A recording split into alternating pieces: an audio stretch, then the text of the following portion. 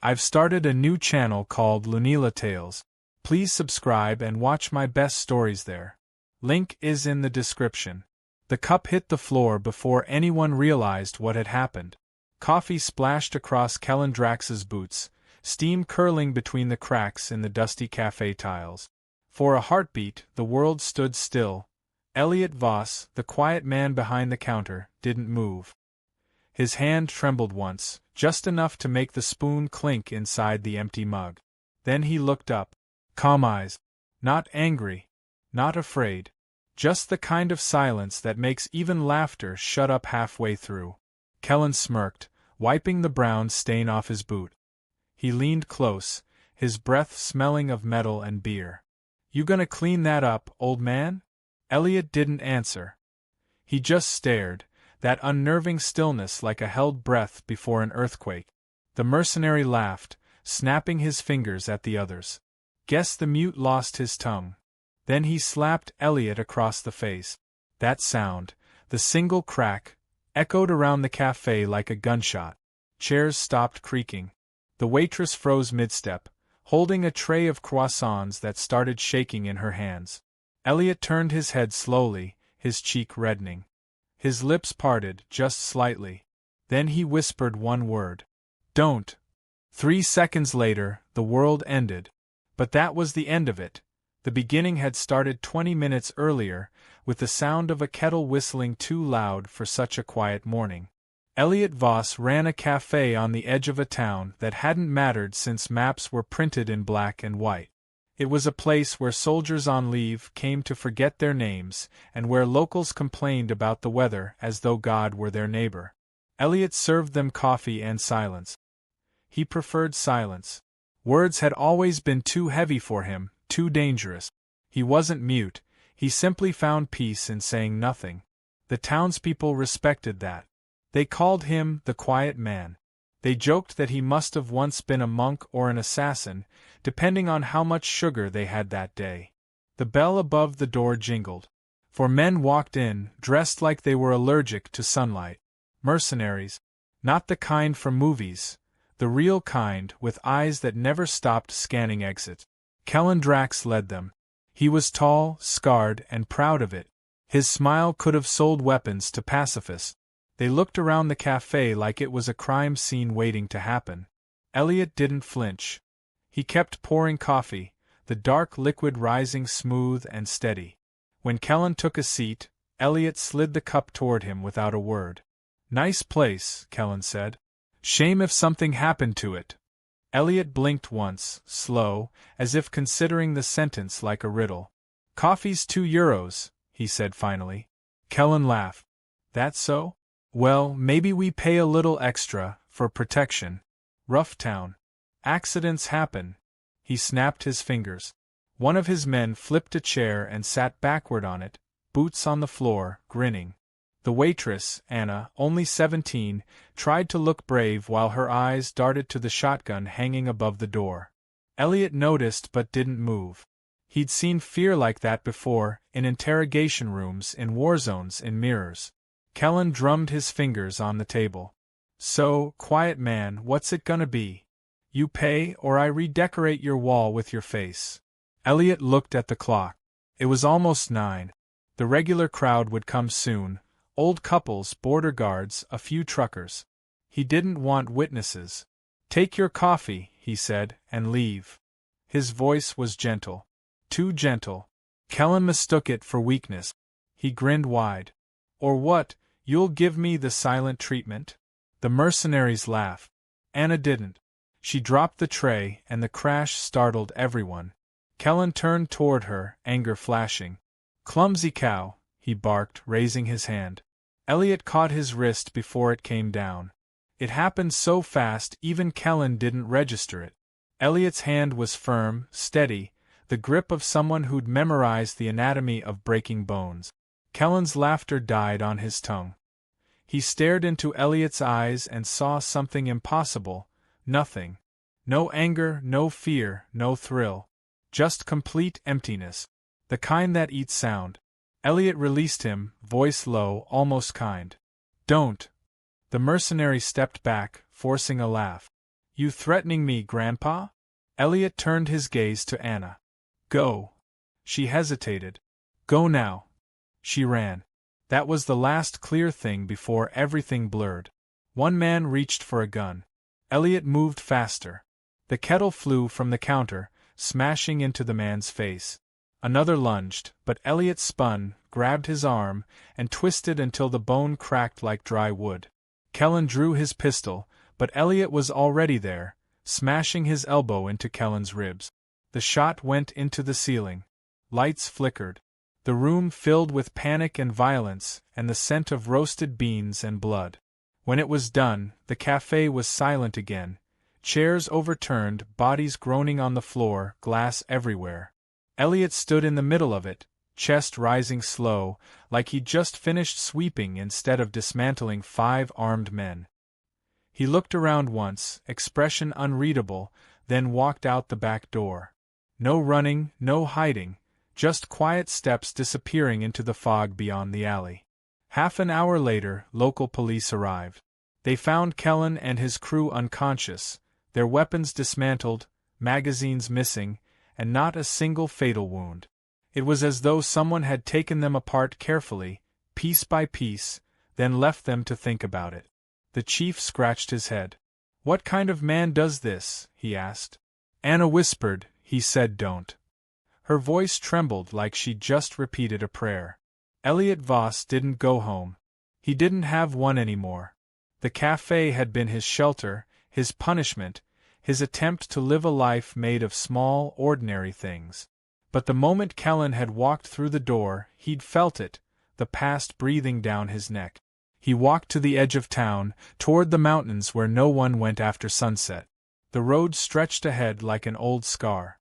Somewhere up there, something waited, unfinished business, maybe redemption, maybe ruin.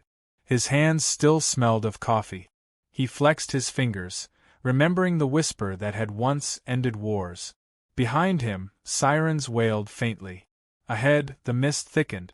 Elliot pulled his coat tighter and started walking. In his pocket, his phone buzzed once. A number he hadn't seen in years flashed on the screen. Unknown caller. He stared at it, thumb hovering. The phone buzzed again. He answered. Elliot, a voice said. You were told to stay dead. He didn't reply. The wind howled, carrying the smell of rain. He closed his eyes and whispered, almost to himself, don't. Then he hung up, tossed the phone into the river, and kept walking. The quiet man had been pushed. Now, silence was coming for everyone who hadn't listened. Rain slid down the cracked windows of the cafe like tears that didn't belong to anyone. The police tape fluttered weakly in the wind while camera flashes lit the inside like a crime scene from a bad movie. Agent Mara Quinn stood near the counter, her coffee turning cold in her hand, staring at the chaos left behind.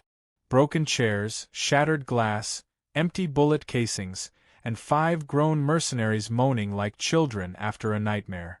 She had seen bloodier scenes, worse massacres, but never one this quiet. Not a single fatal wound. No gunfire residue except for one bullet in the ceiling.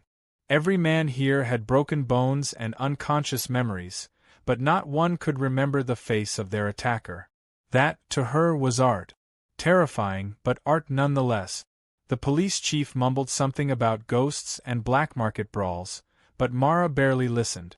She crouched beside the fallen leader, Kellen Drax, who groaned as she shone a flashlight into his eyes. You're lucky to be alive, she said. Kellen smirked, one side of his mouth twitching. I'm not sure that's true. His fingers trembled as he pointed toward the counter. He said one word. Mara leaned closer. Who? Kellen swallowed hard. The quiet guy. The one who runs this place. He said, don't. Then he passed out again, his voice fading into the hum of rain. Later that day, back at her hotel, Mara opened a classified folder marked with dust and regret. She had asked for a background check on Elliot Voss, cafe owner, age 45, no criminal record, no family listed, no tax data before the last 5 years. That was impossible. Everyone left a trail somewhere. She dug deeper, hacking into restricted channels the local force didn't even know existed. The first hit came from a defunct military division file labeled Unit 13. She almost laughed.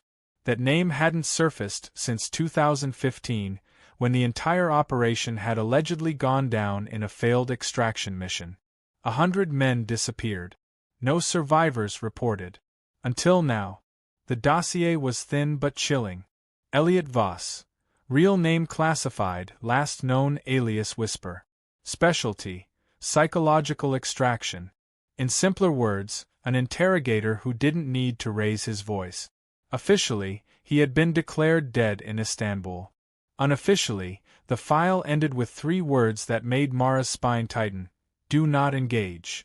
By evening, word had already spread among mercenary networks like wildfire dipped in rumor. Kellen Drax's crew had been humiliated, and in their world, humiliation demanded payback. In a warehouse lit by buzzing neon lights, Kellen sat with a bandage around his ribs, staring at the coffee bean someone had left at his doorstep.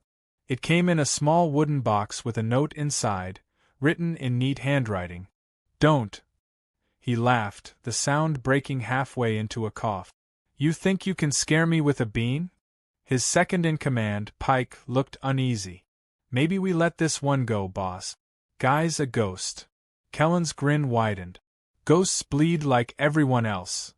Meanwhile, Mara drove through the misty countryside toward a decommissioned intelligence archive. She needed confirmation, not stories. The guard at the gate looked at her ID and shook his head. "That file's buried for a reason," he warned. She flashed her badge again. So was he. Inside, rows of old computers hummed like sleeping beasts. After 2 hours of digging, she found what she wanted. An interrogation tape with the name Whisper scrawled in faded ink. She inserted it into the player, static crackling to life.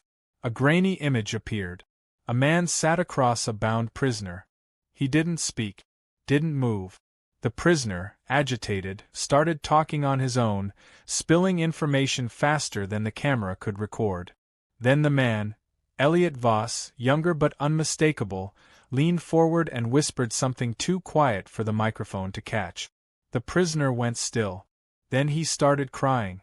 The screen went black. Mara ejected the tape, her fingers trembling slightly.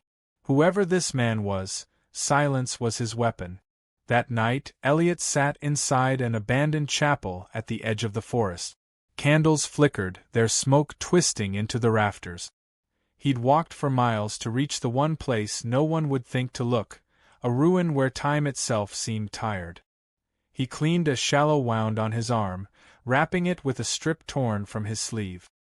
His reflection in the cracked window showed a man both older and younger than he felt. The whisper he'd spoken earlier echoed in his mind like a promise he had broken. He had told himself never to go back to that world. But that world had found him again, disguised as petty thugs and cheap threats. They didn't understand. He didn't fight for anger. He fought for silence. He fought to protect it. A faint sound interrupted his thoughts, a car engine. He blew out the candles and stepped into the shadows. Mara Quinn's car rolled up outside, headlights slicing through the mist. She stepped out, adjusting her coat, scanning the ruins with cautious precision. "Elliot Voss," she called softly. "Or should I say Whisper?" He didn't answer. Her hand hovered near her gun, though she knew it wouldn't help if he was really there. "I'm not here to arrest you," she continued. "But you left 5 mercenaries alive and confused. That doesn't sound like someone who wants to disappear." A voice drifted from the dark behind her. "I didn't want to kill them. Not yet."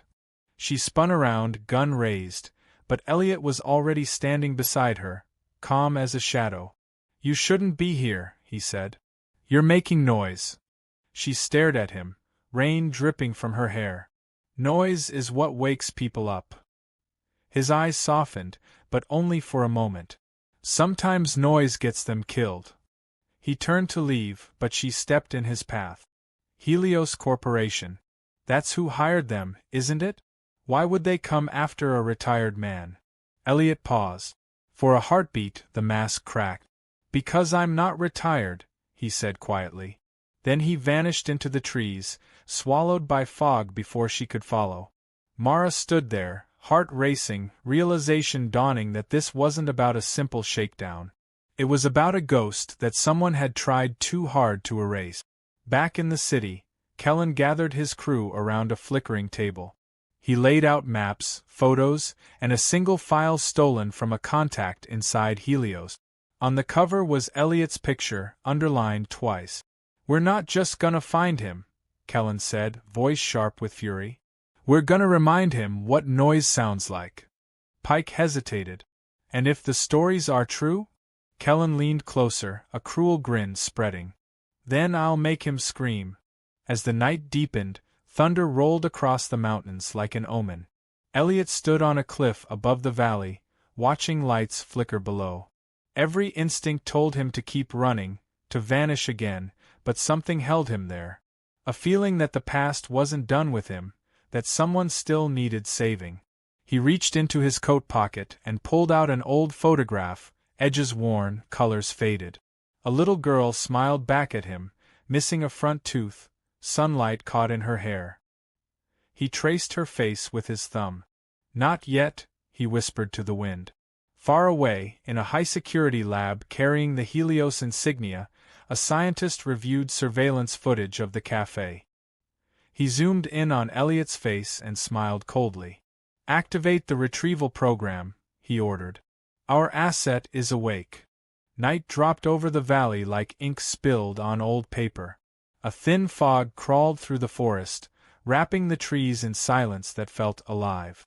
Elliot moved through it like a ghost who knew every branch by memory. He had covered his tracks well, but deep down he knew it was only a matter of time before noise found him again. Noise always did. He stopped near a rusted watchtower overlooking the valley. Down below, lights glimmered faintly, mercenary trucks crawling along the dirt roads like hungry insects. They were looking for him. He could almost hear Kellen's voice echoing in the night, half laughter, half rage. The quiet man had become a story now, and stories had a way of spreading faster than bullet. Kellen Drax stood inside one of those trucks, wrapping his hands with fresh bandages. His ribs still ached from the cafe, and each movement was a reminder of the humiliation he had suffered. His men called him boss, but behind his back, he could feel their fear every time someone mentioned Elliot's name. Pike sat across from him, studying a map illuminated by a red flashlight. "We've got heat signatures near the old mining tunnels," Pike said. "Locals say no one goes there anymore." Kellen grinned. "Perfect. Let's wake up the ghosts." He loaded his pistol and pulled on his gloves, the sound of leather stretching over knuckles mixing with the low rumble of the engine. This wasn't about money anymore. It was about pride. And payback. Meanwhile, Elliot crouched beside a stream, cleaning the mud from his knife. His reflection shimmered faintly in the water, distorted by the current. He didn't see a monster or a hero. Just a man who had forgotten which side of silence he lived on. Somewhere in the distance, an owl hooted, a warning, not a greeting. Elliot's fingers twitched. He stood and began moving toward the tunnels, the same direction he knew they would come from. It wasn't instinct. It was choreography. He would let them find him. That was the plan. The Black Scar Dogs, as Kellen's crew called themselves, moved in formation, flashlights cutting through the mist. The air smelled of wet stone and danger. Pike whispered, "You sure he's here?" Kellen smirked. "He wants us to think he isn't. Which means he is." A few of the men chuckled nervously. One of them, a rookie named Salas, tried to lighten the tension. "What's the worst that can happen? He throws a coffee mug at us." The others laughed, short and uneasy. 5 minutes later, Salas was gone. 1 second he was behind them, the next the darkness had swallowed him whole. His flashlight rolled out of the bushes, spinning to a stop at Kellen's boot. No sound. No scream. Just gone. The laughter died. Kellen raised his hand for silence. "Eyes up," he hissed. "He's playing with us." But even as he said it, the wind shifted, carrying a faint metallic click. A trap. Before he could shout, a burst of sparks erupted near the rocks. One of the mercenaries dropped, clutching his leg, screaming as a hidden wire detonated a flash charge. Kellen fired into the shadows, bullets sparking off stone, but there was no target, no shape. Just a whisper of movement. Pike spun around, heart racing. He's not trying to kill us. He's scaring us. Kellen gritted his teeth. Then he's doing a damn good job. Elliot moved like a current of wind through the tunnels. Every sound he made belonged to the cave. Dripping water, creaking stone, the quiet scrape of metal against dirt. He used their own fear as his weapon, drawing them deeper into the maze where every echo sounded like footsteps, every breath like someone behind them. One mercenary fired blindly and hit nothing but air. Elliot was already behind him, disarming the rifle with a twist and a knee. The man crumpled silently. Elliot left him breathing. He didn't kill unless it was necessary. But mercy, he knew, was its own kind of cruelty. Let them live. Let them remember. Kellen finally reached the central chamber, his flashlight sweeping across abandoned machinery and dust-covered tracks. End of the line, Pike muttered. He's hurting us. Kellen turned, furious. I don't get hurted by anyone. The moment he said it, a kettle clattered from above, striking the ground near his feet. The sound echoed absurdly loud in the cavern. Pike blinked. Did he just throw a kettle? Kellen kicked it aside, rage boiling. Come out, you coward. The voice that answered was calm and close. You first. Kellen spun, gun raised, but Elliot was already there, emerging from the dark with the stillness of a man who had stopped needing fear long ago. The two locked eyes, the predator and the ghost. Kellen fired. Elliot ducked, closing the distance in 3 steps. His hand caught the barrel, twisting it upward. The shot hit a light fixture, plunging them into near darkness. Fists replaced words. Elliot's movements were precise, efficient, and brutal. Kellen was strong but sloppy with rage. Pike tried to intervene, but Elliot kicked him backward into a pile of rusted gears. The sound rang like a broken bell. Finally, Elliot pinned Kellen against a pillar, one arm pressing his throat. Why are you here? He asked quietly. Kellen spat blood. Helios sent us. Said you took something that belonged to them. Elliot frowned. I didn't take anything. Kellen's laugh was hoarse. Then why are they so afraid of you? Elliot's grip tightened, and for a second, Kellen thought he might die there. But instead, Elliot leaned closer and whispered, because they should be. Then he released him, letting the man collapse to the floor gasping. The others dragged their leader away, retreating through the tunnels. Elliot watched them go, chest heaving once before he straightened and picked up the dropped pistol. He unloaded it and placed it on the ground. The echo of his whisper still lingered, bouncing off the stone walls like a curse. When the silence finally settled, Elliot crouched beside the unconscious mercenary he had left earlier. The man stirred, blinking up at him in terror. Why are you doing this? He croaked. Elliot studied him for a moment, then spoke with calm precision. Because I told you not to. He left the man there, walking deeper into the tunnels, where a hidden passage waited. It led to an underground stream, and beyond that, a forgotten rail line once used for smuggling. He had built safe routes like this years ago when he still worked for Unit 13. Some habits refused to die. Outside, dawn crept over the horizon, painting the clouds with pale silver. Mara Quinn stood at the edge of the forest, scanning the ground for tracks. She found fresh boot prints mixed with mud and ash. Nearby, a broken espresso machine part lay half buried in the dirt. She picked it up, shaking her head in disbelief. You really did bring a coffee machine to a gunfight, she muttered. Her radio crackled. Agent Quinn, report. She hesitated before answering. He's alive, she said. And he's hunting. The words hung heavy in the static. Far below the waking town, Elliot stepped out of the tunnel into the morning light. He looked tired but unbroken. The mercenaries would tell stories now, about the quiet man who fought like silence itself. It would spread. Helios would hear. They would come again, louder this time, angrier, with bigger guns and smaller patience. Elliot knew it, and yet, as the wind rustled through the trees, he found a strange peace in it. War was coming, but for now there was only quiet. He walked toward the road, the sun rising behind him, the world unaware that somewhere in its heart, a whisper had started to echo again. The photograph was folded so many times it had become soft around the edges, like a secret someone had held too tightly for too long. Mara Quinn found it in the remains of Elliot's cafe, tucked behind a loose panel beneath the counter. It was old, sun-faded, but the details were still there. A young girl with a crooked smile, standing on a pier with a paper boat in her hands. On the back, in neat handwriting, were the words, "For my daughter, when it's quiet again." Mara stared at it for a long moment, the rain pattering against the broken window beside her. She didn't know if Elliot had meant the words as a promise or an apology, but either way, they sounded unfinished. She slipped the photo into her coat pocket, already knowing where it would lead.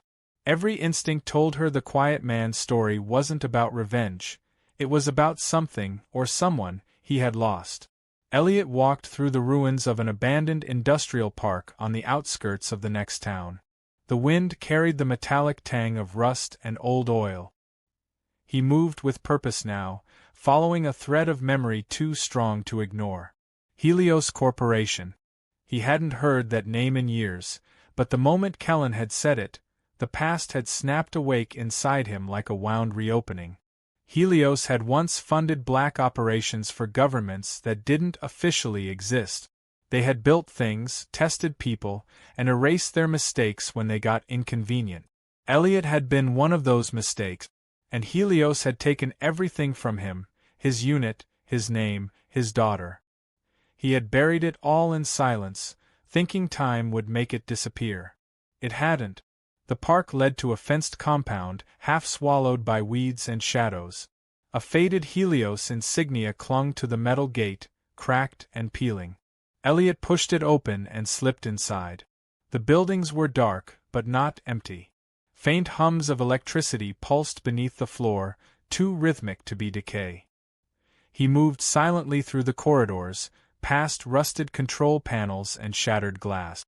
Then he saw it, a recent keypad lock on a reinforced door. The facility was still alive. His hand hesitated over the pad. This was where the answers lived. Or the ghost. Inside, the air was colder. Fluorescent lights flickered weakly above rows of computer terminals. Dust motes drifted like snow in the pale glow. Elliot's eyes caught on a monitor that still glowed faint blue.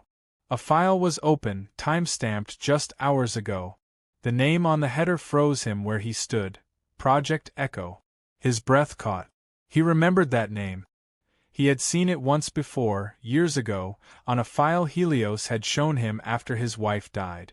They had said it was an experimental rehabilitation program for soldiers suffering from trauma, sound-based memory reconditioning. But he had found out later it was something else entirely. It wasn't about healing. It was about control. The hum of footsteps reached his ears before the door opened. Elliot ducked behind a pillar as two scientists entered, arguing in hushed tones. "She's stable for now," one said. "But the response patterns are changing. She's resisting the trigger commands." The other sighed. "That's impossible. She was conditioned from childhood. The system was built on her." The words felt like knives. Conditioned from childhood. Elliot's pulse quickened. He stepped out of the shadows before he realized he'd move. "Where is she?" The scientists froze. One of them stammered, Who are you?" Elliot's voice was steady, cold as the floor beneath them. "Where is she?" They didn't answer fast enough. Within seconds, both were disarmed and bound with their own belt. One whispered, "You don't understand. She's dangerous." Elliot leaned closer. "She's my daughter." He followed the directions they gave him to a lower chamber, where the lights grew dimmer and the air heavier. It smelled of antiseptic and electricity. A thick glass door separated him from a room filled with machines. And in the center, Sitting perfectly still in a chair surrounded by wires, was a girl in a gray uniform. Her head was shaved on one side, electrodes running across her temples. Her eyes were closed, lips moving faintly as if she were dreaming. Elliot's hand trembled on the glass. She was older now, but there was no doubt. The scar on her chin was the same. Lena. The daughter he thought had died in Istanbul. He tried the door. Locked. A control panel blinked beside it, waiting for a code. Behind him, a voice spoke. You shouldn't have come back. Mara Quinn stood at the doorway, gun drawn but not aimed. Her expression wasn't hostile, just sad. Elliot didn't turn. You followed me. I followed the truth, she said quietly. And now I see why Helios wants you erased. Elliot's eyes stayed on his daughter. She's alive. Mara stepped closer, glancing at the machines. Barely. They call her Echo. She's a prototype, trained to mimic any command frequency. They used your techniques to build her conditioning model. They used you. The words hit like bullets, but Elliot didn't flinch. He typed at the keypad, each press echoing in the silence. The door clicked open. Lena's eyes opened at the sound. Cold, glassy, unfocused. She turned her head slowly toward him. Who are you? Her voice was flat, mechanical, but underneath it was something familiar, something fragile. Elliot stepped closer. You don't have to remember yet. Just listen. She tensed as alarms began to blare. Red lights flashed across the room. Mara shouted, "Security's on its way." Elliot ignored her. He knelt beside Lena, taking her hand. It was trembling. They told you silence meant obedience, he said softly. But silence is freedom. Her brow furrowed, confusion flickering. The door at the end of the hall burst open, soldiers pouring in. Mara fired a warning shot, covering Elliot as he disconnected the cables. You better be right about this, she yelled. Elliot didn't answer. He pressed a hand against his daughter's cheek. Lena. Don't. Something shifted behind her eyes. The word rippled through her like electricity. She blinked, and when she opened her eyes again, they were no longer glassy. The soldiers froze mid-step, their weapons shaking. Lena stood, the wires snapping free, and whispered, "Don't." The lights shattered. Every monitor cracked at once, as if the word itself carried weight. A low hum filled the air. Frequency disruption, Elliot realized, the same system they had built years ago, only now uncontrolled. He grabbed her hand and ran. Mara followed, shouting into her comm for an extraction she knew would never come. They escaped through a maintenance tunnel, chased by alarms and confusion. When they finally burst into the open air, dawn was breaking over the hills. Lena stumbled, disoriented, clutching her head. They made me hurt people, she whispered. They made me forget you. Elliot held her close. You remember now. Mara watched them, conflicted. Helios will never stop, she said. Elliot met her gaze, calm but resolute. Then neither will I. Behind them, the facility began to burn. Fire crawled up the walls, consuming years of secrets and lies. The smoke rose into the pale morning sky, carrying with it the ghosts of Unit 13 and the silence that once defined it. Elliot looked at his daughter, her hand gripping his tightly. It's over, she murmured. He shook his head. No, he said softly, it's beginning. Then they disappeared into the woods, leaving behind the ashes of the past and the promise of what was still to come. The forest crackled with the sound of helicopters and the metallic whine of drones slicing through the morning mist. Elliot and Lena crouched beneath the thick branches of an oak tree, breath steady, eyes tracking the moving lights in the sky. The smell of burnt plastic from the Helios facility still lingered on the wind, mixing with the cold scent of wet earth. Lena's hands trembled, not from fear but from something deeper, a pulse inside her head that throbbed with every distant hum of the machines hunting them. She whispered, "They can hear me, can't they?" Elliot's gaze shifted toward her, calm but sharp. "They can if you speak too loud," he said. "Silence is our armor." She almost smiled, though her face was pale. "Guess I inherited that from you." Down in the valley, Helios troops poured from armored transports like ants, forming a perimeter. They were not just soldiers. They were trained assets, men who moved in unison, each wired into the same network that once controlled Lena. At their head was Mara Quinn, now wearing a Helios insignia on her jacket. Her expression was unreadable as she barked orders. "They won't get far," she told her team. "Capture, don't kill. Voss is more useful breathing." The words tasted bitter in her mouth, but she said them anyway. She told herself it was strategy, but deep down she wasn't sure whom she was lying to. Elliot led Lena through the old smuggler tunnels hidden beneath the ridge. He moved without hesitation, following paths he had built years ago as escape routes for people who didn't exist. The tunnels were damp, lined with the skeletons of carts and rusted rails. "We need to find higher ground," he murmured. "Once we reach the ridge, we disappear." Lena kept pace, her movements awkward but improving. She was still fighting the noise inside her mind, the leftover programming that whispered commands in someone else's voice. Every time she blinked, she saw flashes of the lab, cold walls, electrodes, voices repeating words that weren't hers. Elliot noticed the twitch in her hands. "They used your memories to trap you," he said quietly. "You can use them to break out." She looked at him, eyes fierce despite the fear. "How?" He gave a faint smile. "By remembering who taught you not to talk back." When they reached the ridge, the world opened into chaos.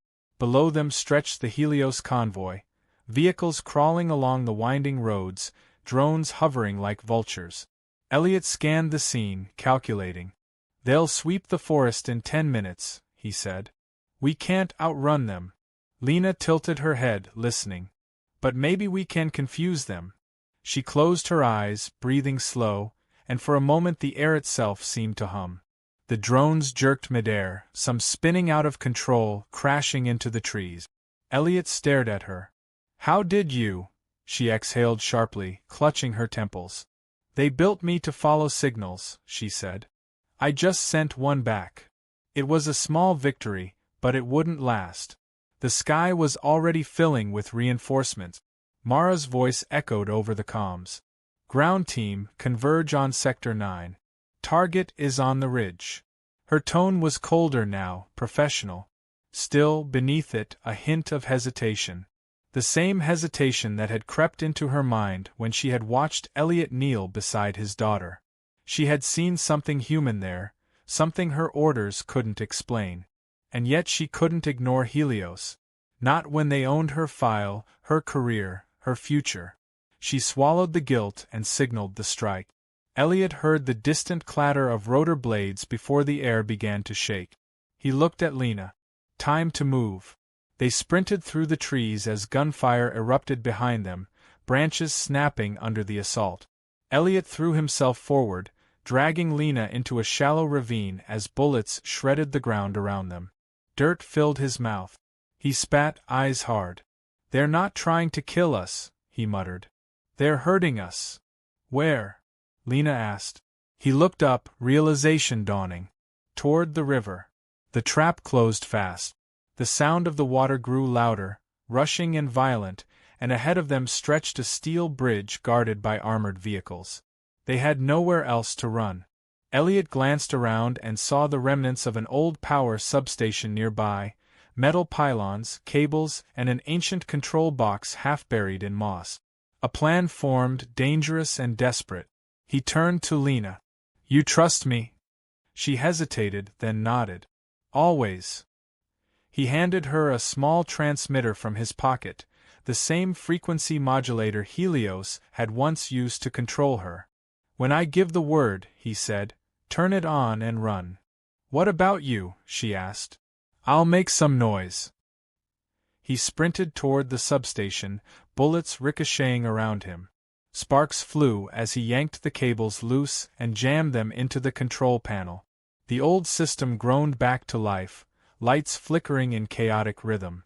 Electricity arced across the pylons. Helios soldiers took position at the bridge, aiming for the shadows. Mara stood at the center, her pistol steady but her heart unsteady. Through her scope, she saw him, a silhouette framed by lightning. "Elliot," she whispered, lowering her weapon. Her second-in-command frowned. "What are you doing?" "He has his daughter," she said. "We end this clean." The man shook his head. Helios said no witnesses. Then he raised his rifle. Before he could fire, the night exploded. The substation detonated with a thunderous crack, sending a wave of blinding light across the valley. The drones above short-circuited, dropping like dead birds. The vehicles stalled, engines whining as circuits fried. For a brief moment, the entire Helios operation fell silent. Out of the smoke, Elliot emerged, limping but alive. He reached the bridge, where Mara stood frozen between duty and doubt. "You don't have to do this," he said. She aimed the gun at his chest. "And what then? They'll come for both of us." He shook his head. "Maybe they already have." Behind her, a movement. Lena appeared, eyes glowing faintly, the transmitter in her hand. The wind whipped around her as she whispered, "Don't." The word rippled through the air like an invisible wave. Soldiers staggered, dropping their weapons, clutching their heads. Even Mara flinched, overwhelmed by the pressure in her skull. Elliot caught her before she fell. The silence that followed was absolute, heavy, almost sacred. Lena stood trembling, terrified by her own power. Elliot approached her slowly. "You did it," he said softly. She shook her head. "No. It's still inside me. The programming, the voices. It never stops." He placed a hand on her shoulder. "Then we'll make it stop together." Rain swept across the city like it was trying to wash away what had happened, but some things never came clean. The streets glistened under the pale morning light, reflecting broken neon signs and the shape of a man walking with purpose. Elliot Voss had returned to the place he swore he'd never see again, the Helios Tower. A glass monument that reached into the clouds, cold and silent, just like the people who ran it. Lena followed a few paces behind, her hood up, her eyes shadowed. Every few steps, her hand brushed the small transmitter on her wrist. It wasn't just a device anymore. It was a reminder of what she had been and what she was still fighting not to become. Elliot's silence spoke for both of them, a rhythm she had learned to trust. Inside, the building was a maze of sterile white walls and humming lights. The guards didn't even get the chance to draw their weapons. Elliot moved through them with the precision of someone who had memorized the choreography of violence. No unnecessary strikes, no wasted motion. He didn't kill, he dismantled. Lena moved behind him, fast, graceful, an echo of her father's movements. Together they made no sound except for the soft thud of boots and the faint hum of electric doors sliding open.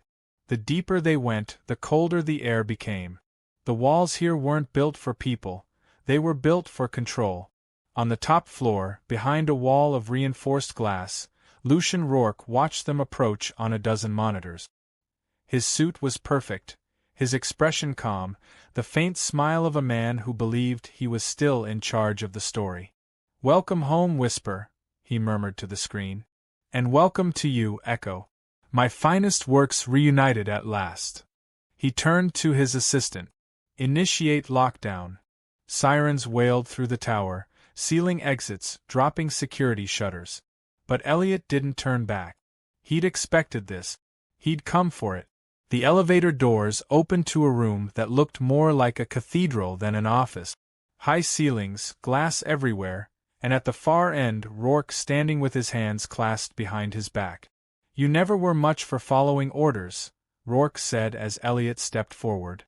His voice was smooth, patient, the kind that could make cruelty sound like logic. "You think you can end this by killing me?" Elliot stopped a few feet away. "Killing you would be a waste of silence." Rourke chuckled softly. Still the poet, even after all this time. His gaze drifted to Lena. "And you, my dear. You were meant to replace him. But you're defective, aren't you? Too human." Lena flinched, but Elliot's voice cut through the air before Rourke could continue. "She's not defective. She's free." Rourke smiled wider, pressing a small device on his desk. The lights dimmed. A low frequency began to vibrate through the floor, crawling up the walls. Lena staggered, clutching her head as the familiar control pulse surged through her body. Rourke's tone was almost tender. "You can't free her from what she is, Elliot. She's mine. You both are. I built you to serve the silence, not escape it." Elliot moved toward him, but Rourke pressed another button. The floor panels slid open, and automated sentry units rose from below, weapons locking onto Elliot. He raised his hands, calm as ever. "You built weapons that obey commands," he said. "But you forgot something." Rourke tilted his head. "And what's that?" Elliot's voice dropped to a whisper. "Commands can change." Behind him, Lena's breathing slowed. Her eyes opened, glowing faintly as she fought the pulse. Elliot turned his head slightly. "Lena," he said softly, "remember what I taught you." She looked at him, eyes brimming with fear and strength all at once. He nodded. "Don't." The word rippled through the room like a wave. The machines froze mid-movement. The low hum stuttered and died. The monitors around them flickered, static flooding every screen. Rourke stepped back, disbelief twisting his face. "Impossible," he hissed. Elliot took another step forward. "You used her to control the world," he said. "You forgot what happens when the world stops listening." Lena raised her hand, channeling the energy of the system through the transmitter.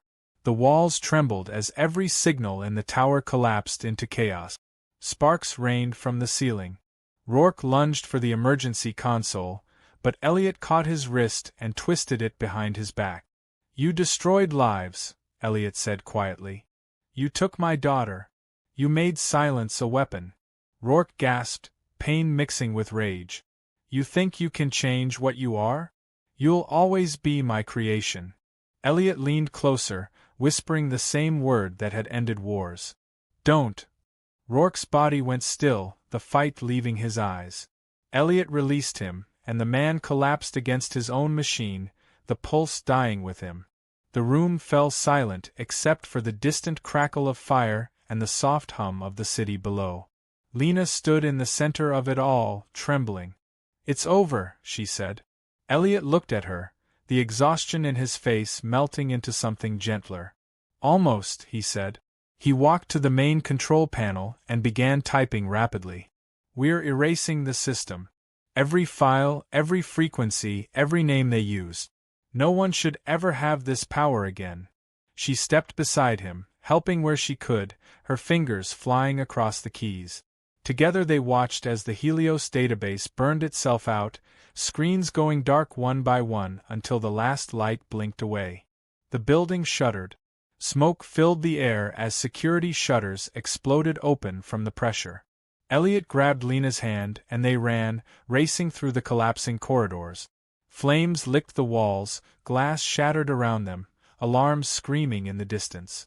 They burst through the main entrance just as the tower gave one final groan and began to fall in on itself. The noise was deafening, a sound so huge it swallowed the world. And then, as the dust settled, there was nothing. Just quiet. They walked until they reached the outskirts of the city, where the air smelled of rain and ash. The road stretched out ahead, empty and endless. Lena stopped and turned to look back at the smoke curling into the gray sky. "Do you think they'll come after us?" she asked. Elliot studied the horizon, then shook his head. "They can't chase what they can't hear." She smiled faintly. "You and your quiet again." He looked at her, his eyes tired but peaceful. "It's not the quiet that matters," he said. "It's what we choose to fill it with." Weeks later, the cafe reopened in the small border town. The wall,